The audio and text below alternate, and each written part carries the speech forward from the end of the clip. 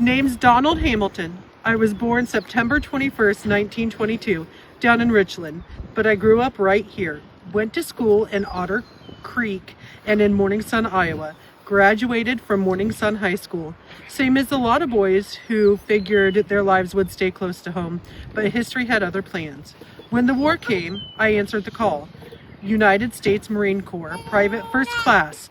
Nothing fancy. I served with the 2nd Marine Division, and I saw more of the world and more of the war than I ever expected. Tarawa, Saipan, Tinian, Okinawa. Those weren't just places, they were tests. You remember the men beside you more than the ground you fought over. Tarawa. The water ran red before we even reached the shore. Saipan and Tinian followed, hard fought, inch by inch. And I was with the 2nd Marine Division when we pushed through those islands. And somewhere along the way, Saipan, 1944, they handed me a Bronze Star. It was for staying in the fight, for keeping the ammunition moving up under fire. But I always figured that medal stood for more than one man. It belonged to the ones who didn't make it home too. I did my duty, same as the rest of us. And I did make it home. Came back to Iowa, married my wife Helen in 1946, right here in Morning Sun. Built a life the best way I knew how. Honest work, steady hands, and a commitment to community. I farmed, worked at Oakville Feed and Grain, stayed active in the American Legion, spent a lot of years there alongside other men who understood what service meant long after the war was over. I gave my time to the Marine Corps League too. That meant something to me, staying connected to the Corps, to the men, and to the history we were part of.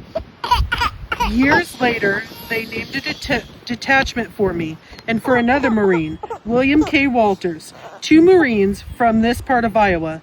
Both of us carried the same war, just in different ways. Now, I never set out for that kind of recognition, but if a name like mine helps people remember that what those years cost and what it meant to come home, then it's worth it. Because that was the difference between war and peace. In war, you fought to survive. In peace, you worked to build something that's worth surviving for. I raised a family, sons and daughters, grandchildren too.